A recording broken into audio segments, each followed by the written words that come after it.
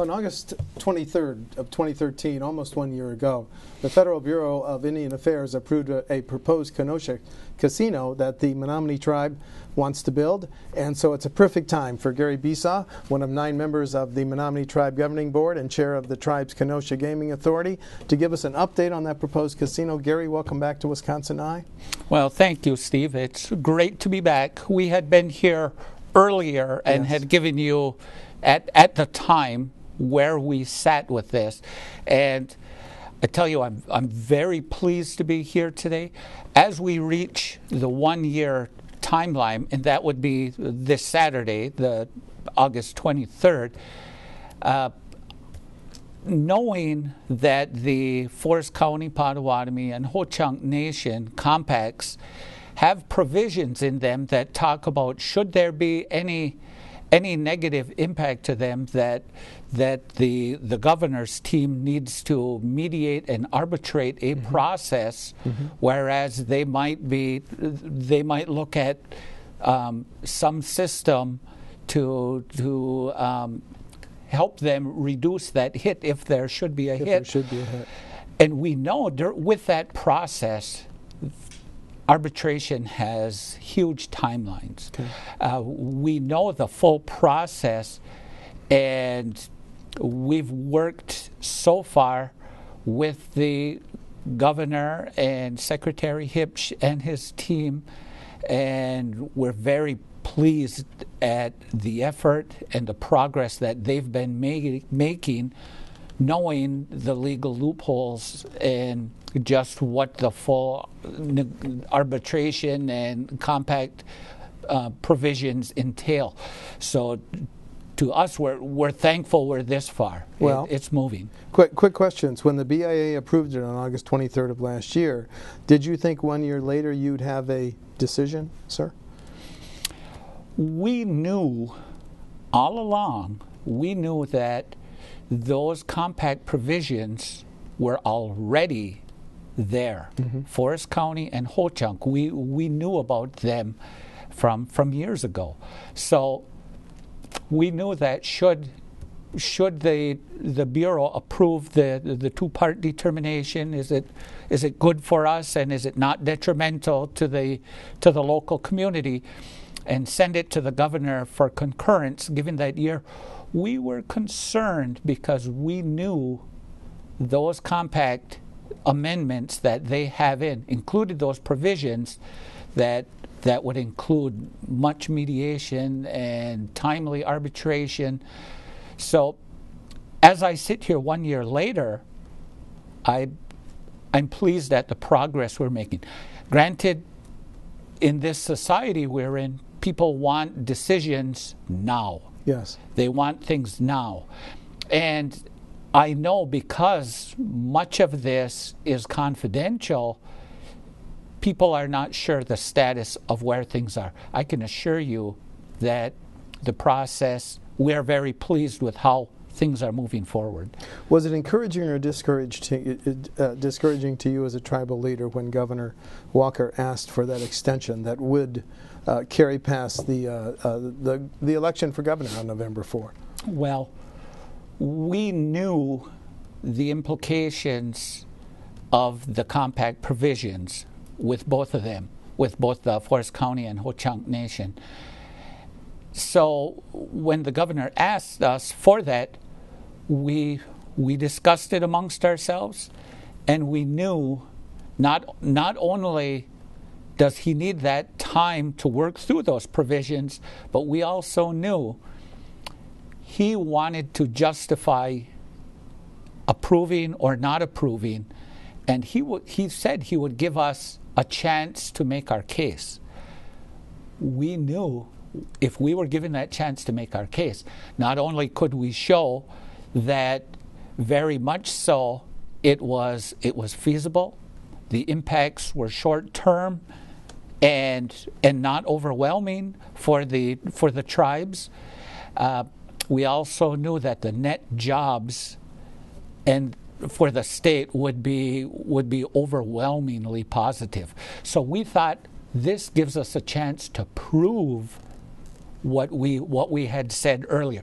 So the governor had brought on, again, the neutral consultants to look at those claims, and we had that chance to present data and information from our side, as were the other tribes.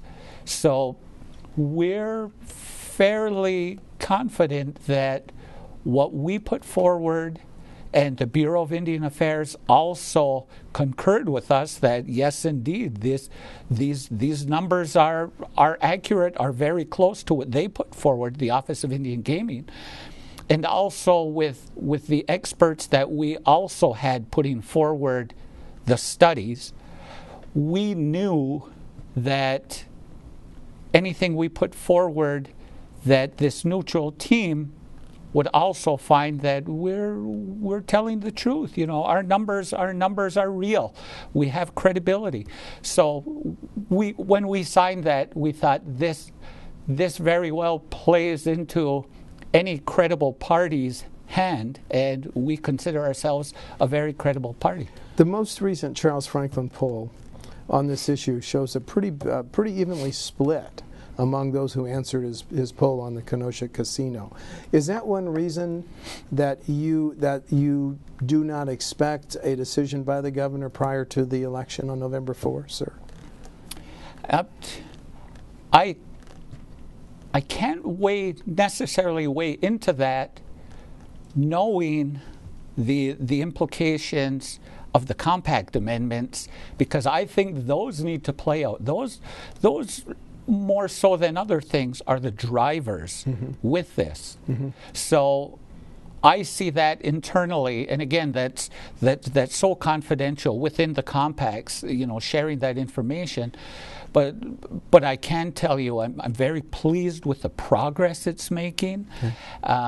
Again, I believe we've made a very strong, credible case, and I'm confident that our numbers hold up in both the feasibility, our estimates on the impact, as well as the jobs that are created not only in southeast Wisconsin, where we have the actual Kenosha facility. So we're talking Kenosha County, Racine County, Milwaukee County, but also up north on our reservation, Menominee County, and we have Shawano, Langlade, Oconto.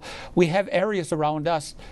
Remember, after the casinos open, the revenue, and we will be the primary beneficiary, the tribe will, of the revenue comes up north. And because of termination, at one time we were terminated. We had since been restored in 1973.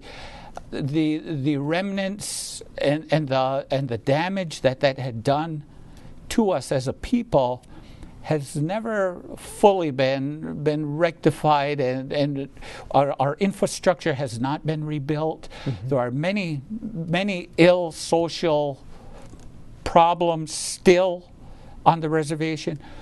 We take our take as leaders is we take the revenue and we spend that revenue on an operating budget that can work to help with some of the social programs, some of the health care needs, some of the schools some of the are listed other as a priority on your website. And yes, the other part is the actual infrastructure. And a point to be made is Menominee, on our reservation, we do not have a lot of the vending services. We do not have a lot of the bigger construction companies. We don't have those type of entities on reservation if we're going to be building new schools, if we're going to be building new clinics, if we're going to be redoing the road infrastructure. Right. That means we're bringing in people from around the area. So we're providing a heck of a lot of jobs to other people. So when the governor, and we believe he will say yes, when the governor concurs, not only will southeast Wisconsin benefit, but northeast Wisconsin will benefit. And some of our estimates talk with the direct, indirect, and even some of the induced over 9,000 jobs. We have a 10-year resolution that talks about exactly how we use our funding to help rebuild the reservation. We're the poorest county in the state, where we have in fact we do have some of the biggest health problems and social ill problems in Wisconsin. And as a tribe, we are one of the poorest tribes in the nation. This will help us as we make our way out of that. Are there talks ongoing now between DOA and the Forest County and the Ho-Chunk, or is the ball in the court of the Michigan law firm hired by the governor, which was hired to do some of these studies, sir? We're not exactly, because of confidentiality, we don't know the nature of much of the talks, but we're assured that Secretary Hipsch and the team that he has working with them, they have assured us that they will gather all the information they need. They will work through whatever mediation or arbitration. So the governor has a firm stance to make a decision easily by the February 19th deadline. February 19th. Let's talk about some of the backdrop in other places, Gary. I'm intrigued. You've seen the news stories. Atlantic City casinos are closing. Trump Casino is closing. Recently, a Journal Sentinel story said the gambling betting, or the handle, whatever it's called, at the Potawatomi is down.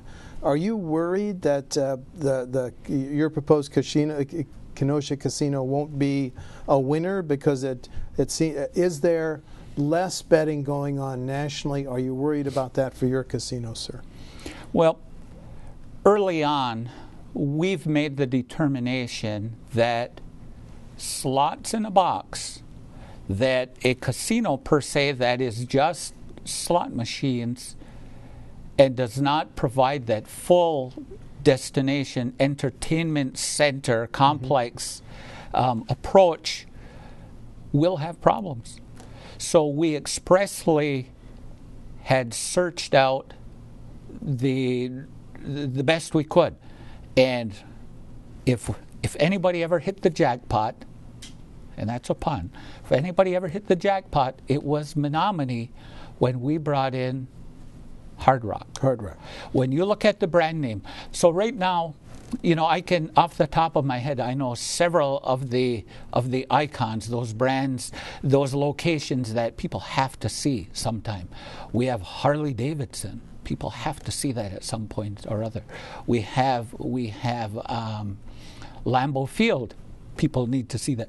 We want to bring in Hard Rock also to be another one of those icons. To go far beyond, to use that fascinating term, to go far beyond the slots in the box. Exactly. So with a that's, hotel yes, and a big name entertainment facility. Hard Rock Live. Everybody in retail knows, space. Yes. Okay. And that's expressly the approach, because we know some people come to game,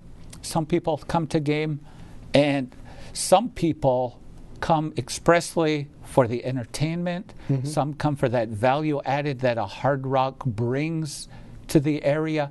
So we knew that was the right approach, that we needed to go beyond games. So that's what we have now with Hard Rock. And quite frankly, it was a game changer, I believe, in the approach that many people had with should there be another entity here. So when I talk about that, you also got to realize the area that we are targeting is the Chicagoland market. Okay.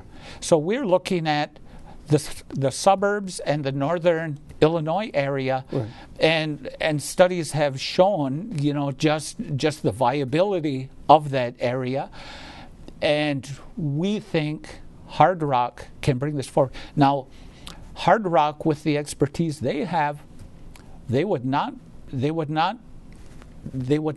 gamble millions of dollars into investing into an area if they were not sure that indeed, they could have an impact there and make money. You don't think the new hotel that just opened by the Forest County Potawatomi would have an impact because your target is residents of northern Illinois and southern Wisconsin? No, we don't believe so. In fact, some of our earlier studies had shown that the Potawatomi, that the city of Milwaukee itself actually could support several casinos. The population there and the demographics had shown that easily there is enough market there for Potawatomi. And we've seen that repeatedly, not only in our studies, but in other neutral studies we've seen. So we believe that but regardless, we still are targeting the Chicagoland, and we believe that's the approach to take.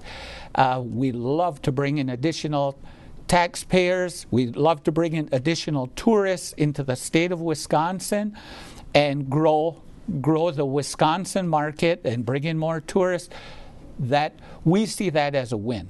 Okay. For Wisconsin. Besides us and not harming the others, we know just the attractiveness of being right on the edge of Wisconsin and doing that. Just yesterday, 7 legislators wrote the governor asking again that the Kenosha Casino be approved. They again referred to the number of construction jobs that would be created.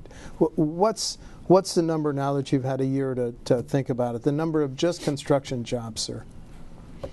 The construction jobs, 1,400 approximately. Okay. Approximately 1,400 construction jobs. Now, as we look north, over a period of how long? A year and a half, 2 years? As we look at the phasing, we're probably looking at 3 to 4 years. Okay. And we'll see how the market helps us with that phasing. But as we look up north, also remember we had looked at taking the Menominee revenue and rebuilding our infrastructure up north. So the capital projects will be needing construction jobs there also. Mm-hmm. So we're probably looking at an additional, over that 10-year period, an additional 1,900 construction jobs. Okay. Let's talk about the post-construction. Let's assume that Phase 1, and please correct me if I'm wrong, Phase 1 would be 2,700 slots, 100 table games, 24 poker games, the entertainment facility, and retail spaces. Let's just talk about Phase 1. Once you get past construction, how many full-time jobs would work in the Phase 1 part of the casino? Full-time jobs with benefits? Is there an estimate, sir? Well, some of our initial estimates had looked at, and what I remember in front of me now is the full build out with the hotel, mm-hmm. the additional hotel. And we're looking at approximately over 3,000 employees. And we're probably looking in the area of $45,000 to $47,000 annual salary, and we're talking. Now, we're talking a salary that includes health, dental, vision insurance, 401k, disability, life insurance, child care subsidies, employer-paid meals, and more. Okay. Well, I just want to understand that. 3,000 jobs, would those all be full-time, or would that include part and full-time jobs, sir? I believe that's part and full. Okay. And what's the balance of part and full? Is it a 2/3, 1/3? Yeah, the majority is full. I don't have that breakdown off the top of my head now. Okay. Are you saying then when you say 45 to 47,000, is that a figure? Is that just the wages, or is that wages plus benefits? Including tips and benefits. Tips and benefits. And is there an average wage for someone who worked part-time and didn't get the additional benefits? Well, I don't have that. I'm sorry. Again, okay. I don't want to misquote the numbers. and not be able to be speaking exactly with some sort of accuracy. Okay. So the 3,000 includes part and full time. You don't have the exact breakdown, but your full time would pay an average of 45 to 47,000, including benefits. I'm just trying to be sure that I have it right. Yes. Okay. And in addition, the casino, if approved, would pay both to the state government and local governments. Yes. Since 2000, in our state tribal compact, and we have the compact agreements through the Indian Gaming Regulatory Act. For us to have a casino on reservation, we needed to have the compact in place that talks about regulation, and it talks about many other things about how it actually is run. Within that, in 2000, we put in, with Governor Tommy Thompson at the time, we put in the provision that talked about Kenosha Casino, and within that we currently have a 7.5% revenue share with the state of Wisconsin for that. Okay. What we have in our compact, our intergovernmental agreement with the city and county of Kenosha, is a 3% revenue share for, I believe, 7 years, and I think it's 4% after that. Okay. Recently, a Forest County, Potawatomi official said this, and this is a quote, Gary. Potawatomi remain confident Governor Walker will ultimately find it is not in the best interest of the state to approve a project that sends hundreds of millions of Wisconsin dollars to Florida. And so here's my question. What percentage of the gross or net profits from a Kenosha casino would go to the Seminole tribe in Florida or its Wisconsin partners or affiliates? Okay, first of all, let me turn that phrase on its head, because this is the reality. Absent Hard Rock coming forward and investing in Wisconsin, that's exactly what they're doing. If we're going to have 9,000 direct, indirect jobs here, we need somebody with that brand name, somebody with the ability to finance and the expertise to run a facility of that nature, and to bring in the tourists and build the synergy of that whole southeast Wisconsin. So I would turn that on its head and say they are investing in us. We should be welcoming Hard Rock with open arms. Now remember, they had stepped in to the existing development and management agreement that we currently had. Yes. So they stepped in, and the current agreement had talked about a limited term and a share of 26.8, I believe it was. Percent. But so they come in and they stepped into the shoes of the former developer, and manager, and they said, okay, this is what we'll do. Since it's already approved at the federal level, we will come in and we will assume that. And they brought with them that additional expertise besides. So great for us, great for Wisconsin. You just mentioned 9,000 jobs, and earlier you mentioned 3,000. Can you help me reconcile the difference there? Oh, I'm sorry. The 9,000, remember, that was when we looked not only at the 3,000 direct jobs at the casino upon build-out, but we talked about the other 1,900 indirect jobs in Kenosha also. But I'm talking and the 1,400 construction jobs. But now I'm also talking about the approximately over that 10-year span that we looked at for the operations budget, the additional services that we would provide, as well as the infrastructure budget that we would have in northeast Wisconsin near the reservation. We're talking almost that amount itself, again, duplicating that. So when I talk about the 9,000, that's how many jobs in total. Now we will be coming out with, as part of our study that we had put forward that talked about job creation. Remember, the governor had said he would concur, he first wanted to review the facts. He heard several claims from different tribes or different entities. Mm-hmm. So he said, let me first find out. I'm going to do 2 reports. The first one talks about the feasibility of actually can we actually finance that and build it. He talked about with that what is the actual projected impact to the tribes. So that was one study. The other one talked about what are the jobs and what will the net jobs be. Remember, I talked before, and I said we believe we're very credible in our estimates in what we put forward. So within the next week, I believe, we will be bringing out what our estimates are for the actual number of jobs between southeast Wisconsin and northeast Wisconsin that we will be able to provide in total. So those are those numbers. So when I say over 9,000 jobs, that's talking about just what that boon can be to southeast Wisconsin and northeast Wisconsin with the addition of the Kenosha Casino. 1 year after the BIA approval, has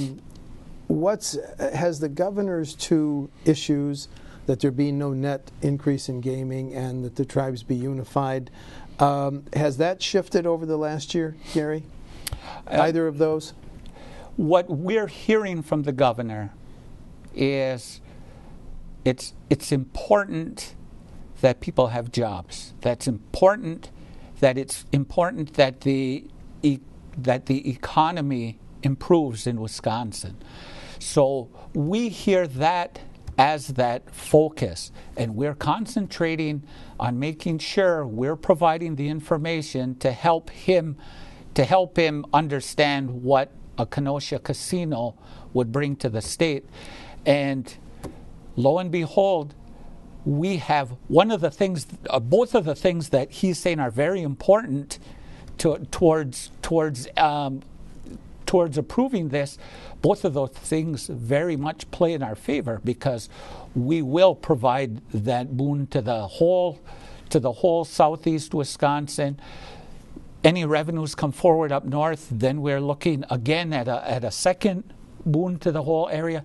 So you add those, plus you add the jobs created, and this is a win for the state of Wisconsin. Recently, you've heard, because you follow state politics, Democrat Mary Burke and Scott Walker exchange all these allegations about outsourcing. Here's my question: do you consider your partnership with the Hard Rock outsourcing, sir?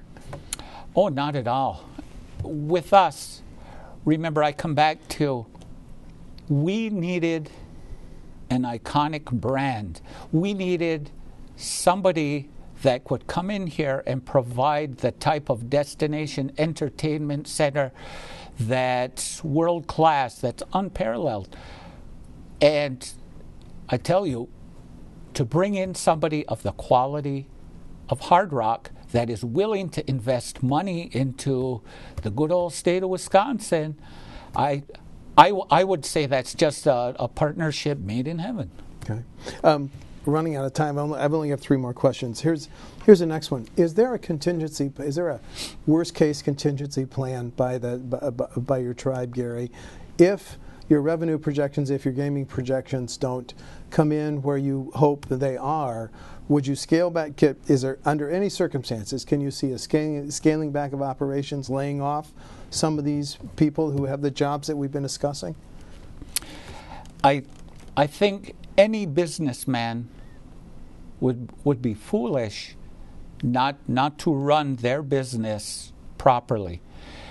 If it come down to it, I'm sure, like any other business that runs on a profit, you may have to look at making some sort of modifications or adjustments. But remember, when you talk about a world-class destination resort, there are certain standards that need to be upheld for that brand. And if that's to be upheld, then by all means, you cannot skimp. You need to make sure that your service stays at a certain level, and you need people, you need employees, you need to provide that and keep that experience at a certain level. So we know that may mean whether it comes to less profit or however that's worked out, we know what we would have with Hard Rock, and we would not tarnish that experience for people.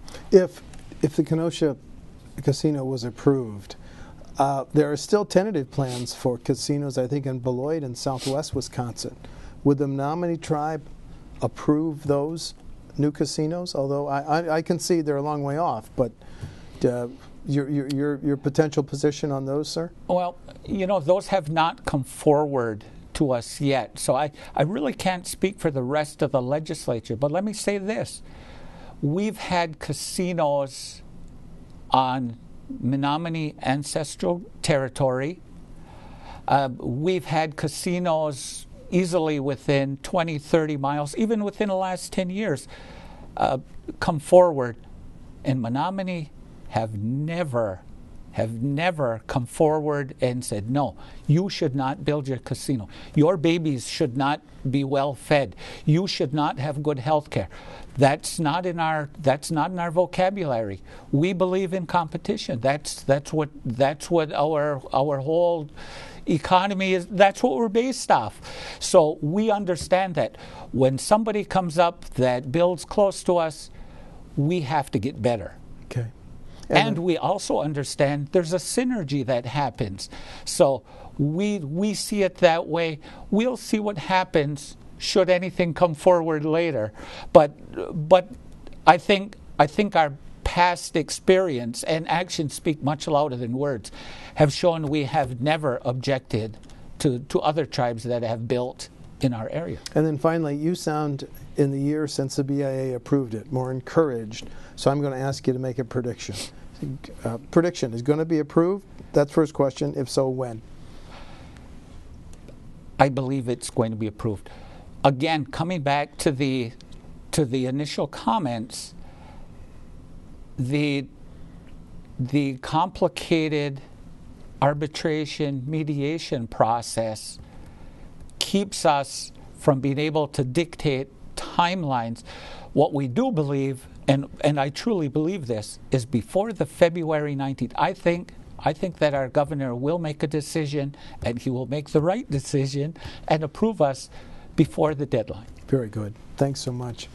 Gary Besaw is one of 9 elected members of the Menominee Tribe Governing Board and chair of the tribe's Kenosha Gaming Authority. Gary, thanks so much for coming in and providing the update on your proposed Kenosha Casino. Appreciate it. Thank you, Steve. Thank you. Appreciate it.